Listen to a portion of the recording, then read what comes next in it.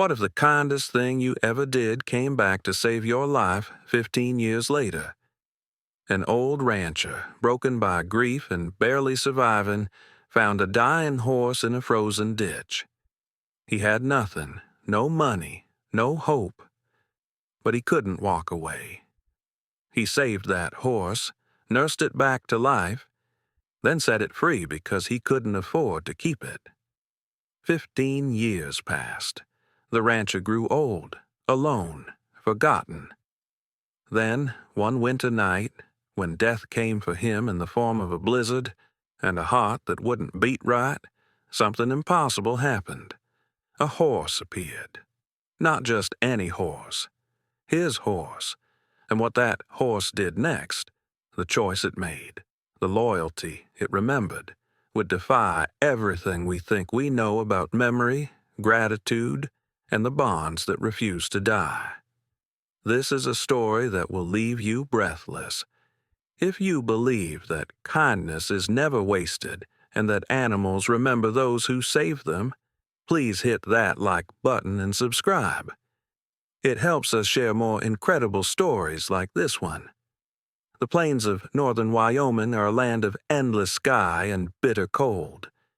It is a place where the wind doesn't stop, where it carves the snow into hard ridges and scours the skin from your face. The horizon is a flat, unbroken line where earth meets heaven, and in winter both are the color of bone. It is beautiful in the way a blade is beautiful. Sharp, unforgiving, indifferent to suffering.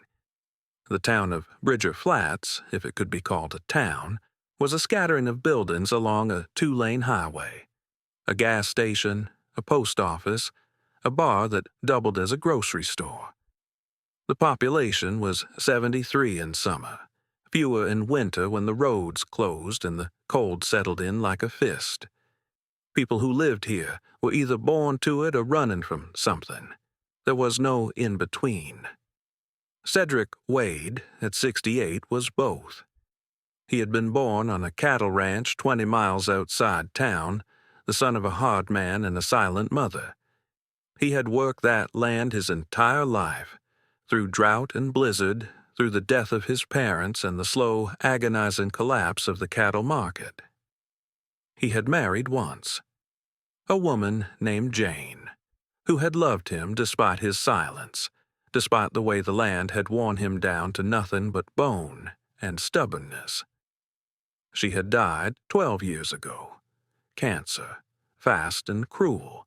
He had buried her on a hill overlooking the ranch under a cottonwood tree, and he had not spoken her name aloud since.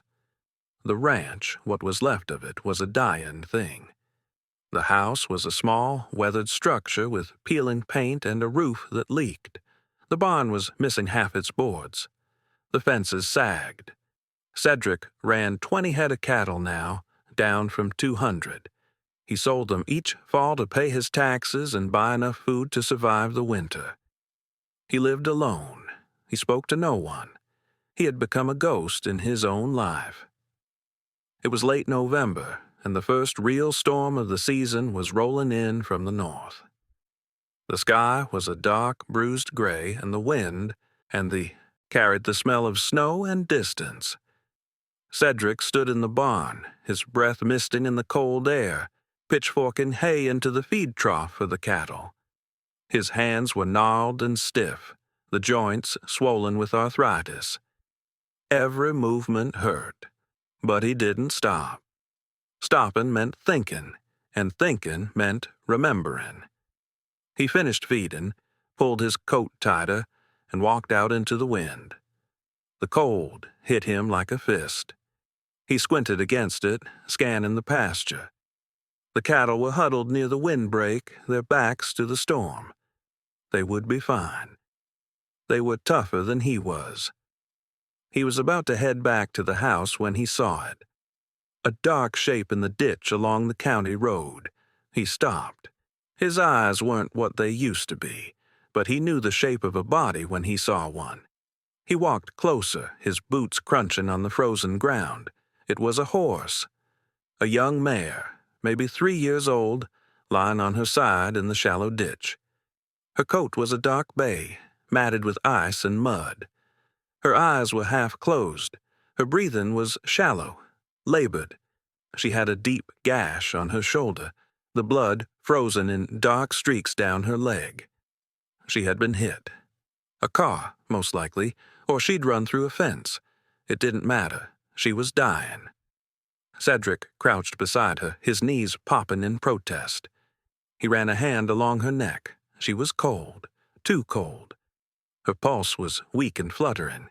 He should walk away. He had no money for a vet, no way to move her, no reason to care. But he looked into her eye, and she looked back. A slow, tired blink, a recognition. She knew he was there, and she was afraid. Cedric Wade, who had not cried since the day he buried his wife, felt something crack open in his chest. "All right," he said quietly. "All right, girl, I've got you." He didn't know how he did it. He was an old man. His back was bad, his heart worse. But he got a blanket from the barn, wrapped it around the mare, and using a combination of leverage, stubbornness, and desperation, he dragged her onto a sheet of plywood. He hitched the plywood to the back of his truck and pulled her, inch by agonizing inch, into the barn. It took 2 hours. By the time he got her inside, he was shaken, drenched in sweat despite the cold. His chest felt tight, his breathing ragged. He ignored it. He built a makeshift stall in the corner of the barn, filling it with straw. He heated water on the wood stove in the corner, warming her slowly. He cleaned the wound on her shoulder with trembling hands, his vision blurring from exhaustion. The gash was deep, but it hadn't hit bone. He packed it with a poultice made from flour and sugar, an old ranch remedy his father had taught him. He covered her with every blanket he owned. He sat beside her, his hand on her neck, and talked. He didn't know what he said. Nonsense, memories. He told her about Jane, about the ranch, about the life he'd lost. The mare's breathing evened out, her eyes closed. She slept. Cedric sat there until dawn, his back against the wall, too tired to move. When the sun finally rose, pale and cold through the gaps in the barn, the mare was still alive. For 3 weeks, Cedric nursed her. He fed her warm mash made from grain he couldn't afford. He changed her bandages. He walked her in slow circles around the barn, building her strength. He talked to her, and slowly, impossibly, she healed. The wound on her shoulder closed. Her coat began to shine. Her eyes grew bright. She was young, strong. She wanted to live. Cedric named her Sora, because she had been dying, a last coal in the ash, and she had reignited. By mid-December she was healthy. She trotted around the small paddock he'd built, tossing her head, full of life. She nuzzled his pockets, looking for treats he didn't have.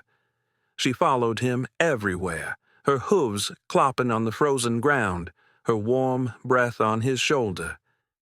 And Cedric, for the first time in 12 years, felt something close to happiness. But he couldn't keep her.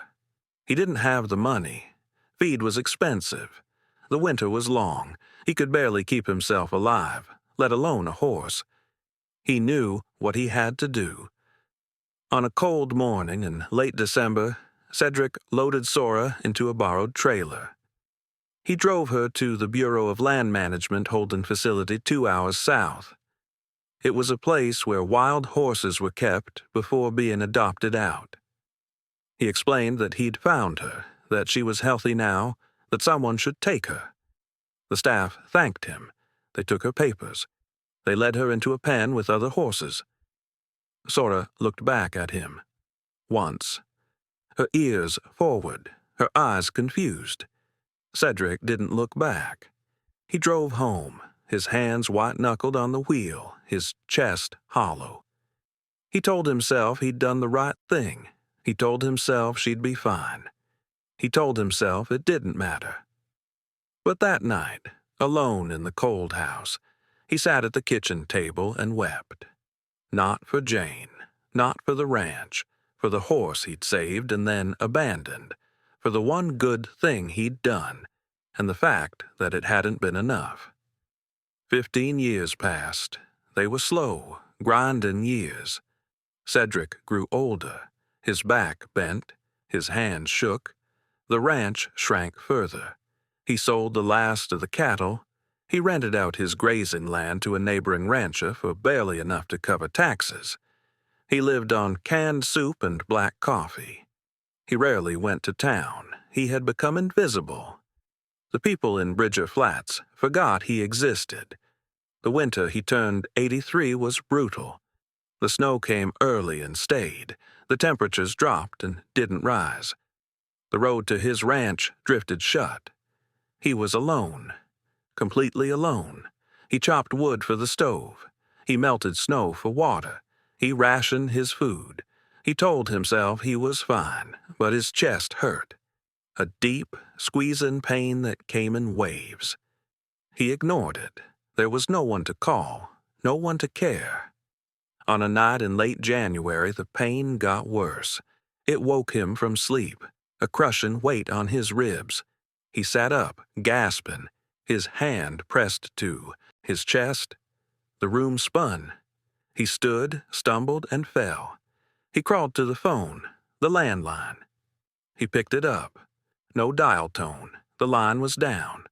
Frozen or snapped, it didn't matter. He was alone. He crawled back to bed, his breathing shallow. He lay there in the dark, staring at the ceiling, and thought, this is it. This is how it ends. He wasn't afraid. He was tired. So tired. He closed his eyes, and then he heard it. A sound. Outside. A deep, rumbling whinny.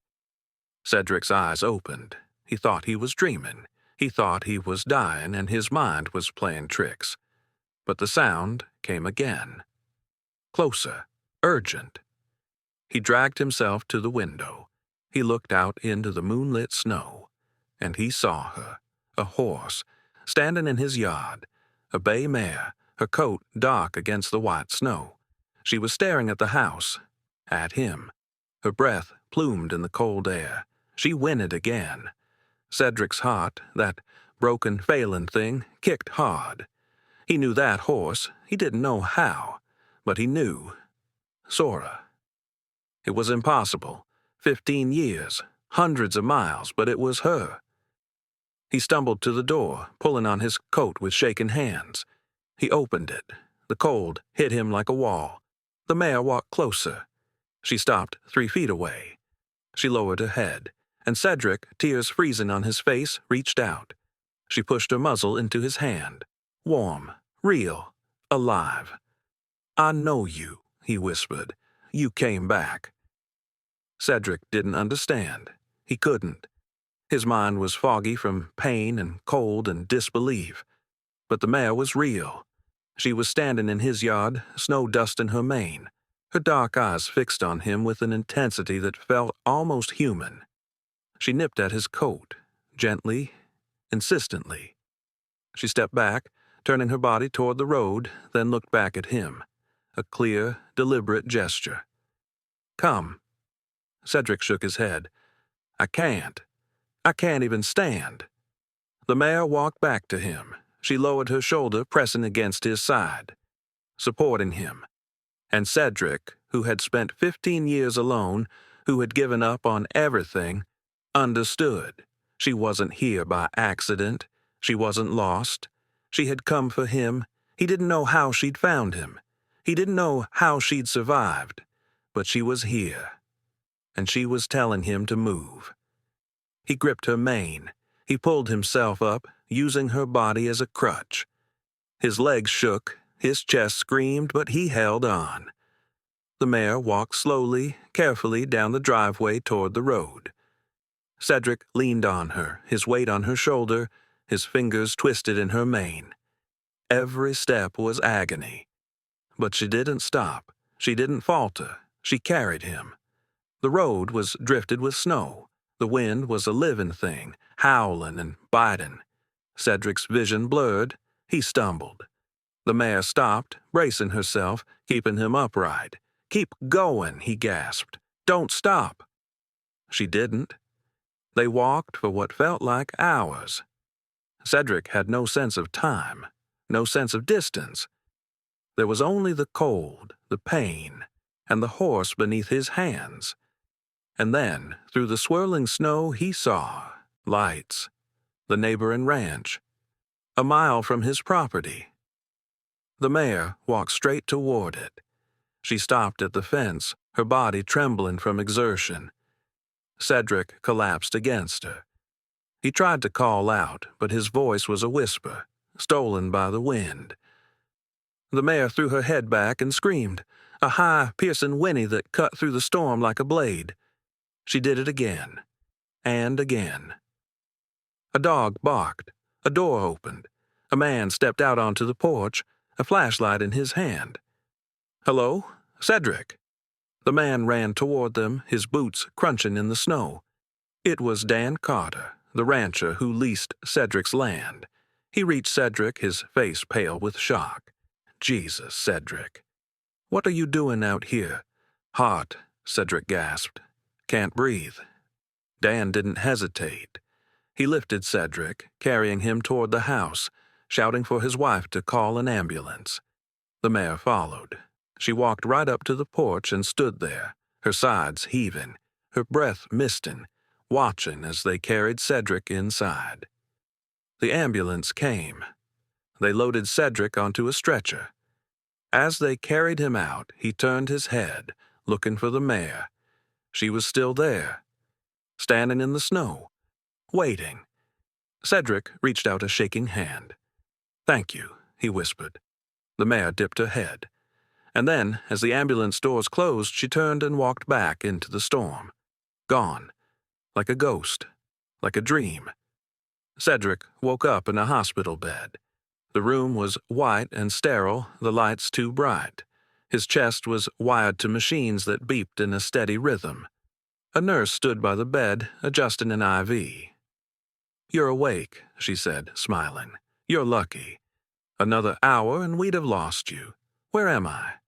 "Billings Medical Center. Your neighbor brought you in. You had a heart attack. They did surgery. You're stable now." Cedric closed his eyes. He remembered the cold, the pain, the horse. "The horse," he said. The nurse frowned. "What horse?" "The mare. She brought me. She saved me." The nurse's expression softened. She thought he was confused, delirious. "There was no horse, Mr. Wade. Your neighbor found you in the snow. He brought you here." "No," Cedric said. His voice was stronger now. "There was a horse, a bay mare. She walked me to his ranch. She called for help." The nurse patted his hand. "You rest now. You've been through a lot." But Cedric knew. He knew. 2 days later, Dan Carter visited. He sat in the chair by the bed, his hat in his hands, his expression uncomfortable. "How are you feeling?" "Better," Cedric said. "Thanks to you." Dan shook his head. "I didn't do much. I just heard the noise and found you." "The noise?" "The horse," Dan said. "The screaming. I've never heard anything like it. A mare. Just standing there in the snow with you leaning on her. I thought I was seeing things. Cedric's heart, broken and repaired, kicked hard. You saw her?" Dan nodded. "I saw her. I don't know where she came from. I don't know where she went. But she was there. And if she hadn't made that noise, I never would have looked outside. You'd have died out there?" Cedric closed his eyes. Tears slipped down his weathered face. "I saved her," he whispered, 15 years ago. I pulled her out of a ditch. I healed her. Then I gave her away because I couldn't keep her, and she came back. She remembered." Dan was quiet. Then he said, "I don't know how that's possible, Cedric. But I believe you." After Dan left, Cedric lay in the hospital bed staring at the ceiling. He thought about Sora, about the impossible journey she must have made, about the memory she must have carried. Horses didn't do that. They didn't travel hundreds of miles to find someone. They didn't remember a kindness from 15 years ago. But she had. And Cedric, who had spent so long alone, who had believed he was forgotten, understood something fundamental. Kindness was never wasted. Love was never lost. And some bonds, forged in desperation and gratitude, could not be broken by time or distance or logic. They simply were. Cedric was released from the hospital 3 weeks later. He was weak, fragile. The doctors told him he needed rest, supervision, care. He ignored them. He called Dan Carter and asked for a ride home. Dan picked him up, helped him into the truck, and drove him back to the ranch. The snow had melted slightly. The driveway was passable. The house looked small and lonely against the pale sky. "You sure about this?" Dan asked. "You shouldn't be alone." "I'll be fine," Cedric said. Dan didn't argue. He helped Cedric inside, made sure the stove was working, and left a bag of groceries on the counter. "Call if you need anything." Cedric nodded. He watched Dan drive away, then stood in the quiet house. It felt emptier than before, colder. He made coffee. He sat at the kitchen table, his hands wrapped around the mug, staring out the window at the snow-covered pasture. And he wondered if he'd ever see her again. He didn't have to wonder long. 3 days later at dawn, he heard it. The same deep, rumbling whinny. Cedric's heart lurched. He stood, his legs unsteady, and walked to the window. She was there, standing by the fence, the same bay mare, her coat shining in the early light, her eyes on the house, on him. Cedric pulled on his coat, his hands shaking, and walked outside. The cold bit at his skin, but he didn't care. He walked across the yard, his boots crunching on the frozen ground, and stopped at the fence. The mare walked to him. She lowered her head, and Cedric reached out, his wrinkled hand resting on her muzzle. "You're real," he whispered. "You're really here." She pushed her head into his chest, a gesture of trust, of connection. Cedric wrapped his arms around her neck and cried, not from sadness, from relief, from gratitude, from the overwhelming, impossible realization that he was not alone. Over the following weeks, the mare stayed. She didn't leave. She grazed in the pasture. She stood by the barn. She waited by the fence every morning, watching the house. Cedric couldn't explain it. He didn't try. He simply accepted the miracle. He started feeding her. He used the last of his money to buy hay and grain. He fixed the fence. He cleaned out the barn. And every day he spent hours with her, brushing her coat, talking to her, marveling at the fact that she had come back. He called the BLM facility where he'd left her 15 years ago. He asked if they had any records. They did. A bay mare adopted out 12 years ago to a family in Colorado. The family had moved. The mare had been sold. Twice, the trail went cold. But somehow, through a chain of events no one could trace, she had ended up here, back where she started, back with the man who had saved her. Cedric didn't care how. He only cared that she was here. Word spread. In a small town, miracles don't stay secret. People started showing up. Neighbors Cedric hadn't seen in years. Strangers who'd heard the story. A reporter from the county paper. They wanted to see the horse. They wanted to hear the story. Cedric told them, quietly, simply. He didn't exaggerate. He didn't need to. The truth was extraordinary enough. The reporter wrote an article. It was picked up by the state paper, then a regional news station, then national outlets. The story of the old rancher and the horse who remembered, who traveled impossible distances, who saved the man who'd once saved her. Donations started arriving. Money, hay, grain. Offers to help repair the ranch. Cedric was overwhelmed. He didn't know what to do with it all. A woman named Helen, who ran a small animal rescue an hour south, drove up to meet him. She was in her 50s, kind-eyed, practical. She looked at the ranch, at the mayor, at Cedric. "You need help," she said. "I'm fine," Cedric said. "You're not," Helen said gently, "and that's okay. Let people help you." "Why would they?" "Because your story matters," Helen said. "Because it reminds people that kindness exists, that loyalty exists, that love doesn't forget." Cedric looked at the mare, grazing peacefully in the pasture. Maybe. Helen organized volunteers. They came on weekends. They repaired the barn. They fixed the fences. They painted the house. Slowly, the ranch began to look like something other than a ruin. And Cedric, who had spent so long alone, found himself surrounded by people, by community, by hope. He didn't understand it, but he was grateful.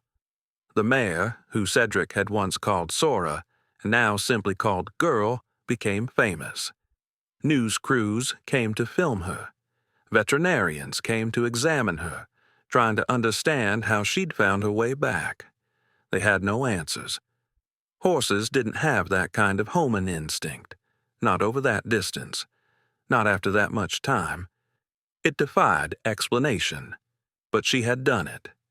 And she stayed. Cedric's health improved. The care, the company, the purpose. It gave him a reason to wake up, to keep going. He gained weight. His color returned. He smiled. For the first time in years, he smiled.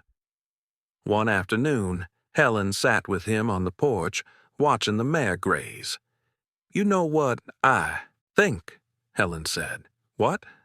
"I think she needed you as much as you needed her."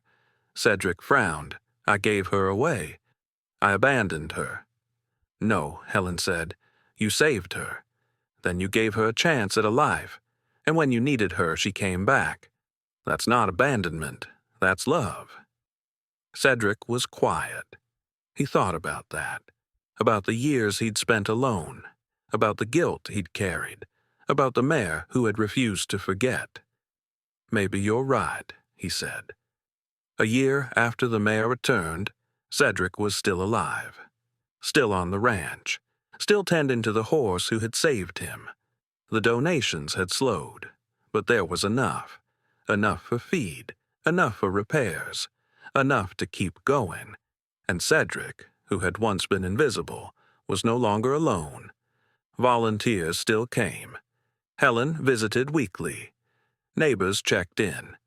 The mare had brought more than herself back to the ranch. She had brought life. One spring morning, Cedric walked out to the pasture. The mare was standing in the sun, her coat gleaming. She looked healthy, strong, beautiful. Cedric leaned against the fence, watching her. She turned, saw him, and walked over. She rested her head on his shoulder. And Cedric, 84 years old, his body failing but his heart full, whispered, thank you for remembering." The mare's eyes were calm, knowing, as if to say, how could I forget? The seasons turned. Summer came, then fall. The ranch, once a place of decay, was alive again. The barn was solid, the fences were strong, the pasture was green. And in the center of it all, the mare grazed, a living reminder of loyalty and love. Cedric knew his time was limited. His heart was weak, his body old. But he was not afraid. He had been given a gift, a second chance, a miracle. And he had learned something profound, that the kindest things we do, the smallest acts of compassion, are never forgotten. They ripple outward. They return. Sometimes in ways we cannot predict or understand, but they return. On a quiet afternoon in late October, Cedric sat on the porch, a blanket over his knees.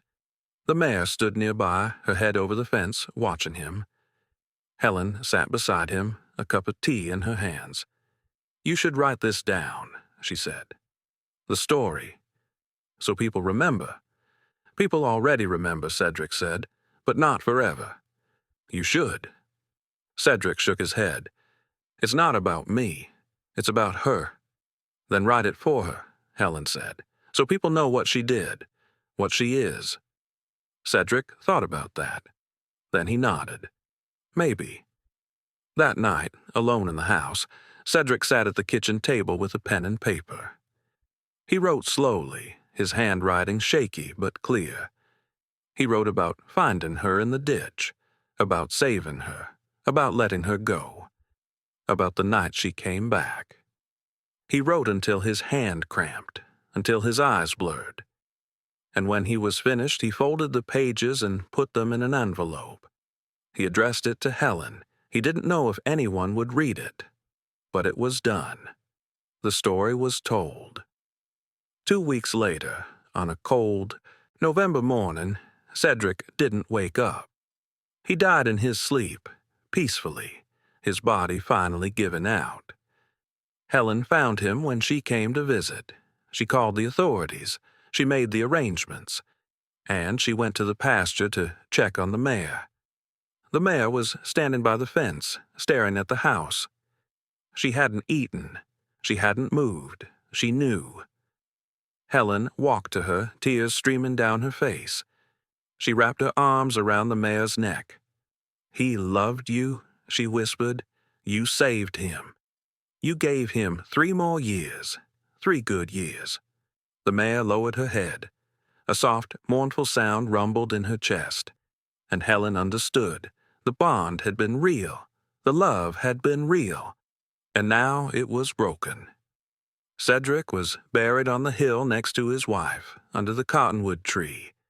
A small group attended: Helen, Dan Carter, a few neighbors, the volunteers who had helped rebuild the ranch, and the mare. Helen had insisted. She led the mare up the hill, and the horse stood quietly during the service, her head low, her eyes on the grave. When it was over, when the others had left, Helen stood with the mare in the fading light. "What happens to you now?" she whispered. The mare turned, looking back at the ranch, at the barn, at the pasture. Helen understood. "She stays." Helen made arrangements. She took over the care of the ranch.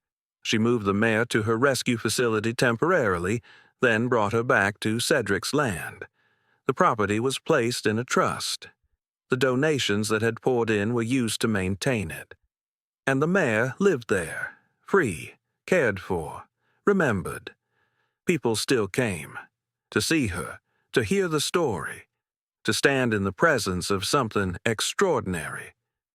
Helen told them the story, every time, about the old rancher and the dying horse, about the kindness that had saved a life, about the loyalty that had returned 15 years later to save another.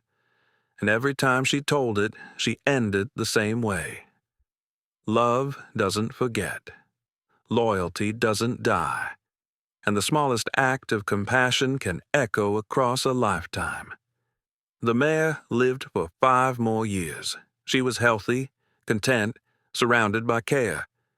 And when she finally passed, on a warm spring morning, lying in the sun in the pasture she had returned to, Helen buried her on the hill. Next to Cedric, next to Jane, under the cottonwood tree, 3 graves, 3 lives bound together by love and loss and loyalty. And on the headstone Helen placed for the mare, she carved a simple inscription. Sora. She remembered. If this story touched your heart, if you believe in the power of loyalty and the bonds that transcend time, please subscribe and share this video, because every act of kindness matters. Every life we touch remembers. And love, true love, never forgets.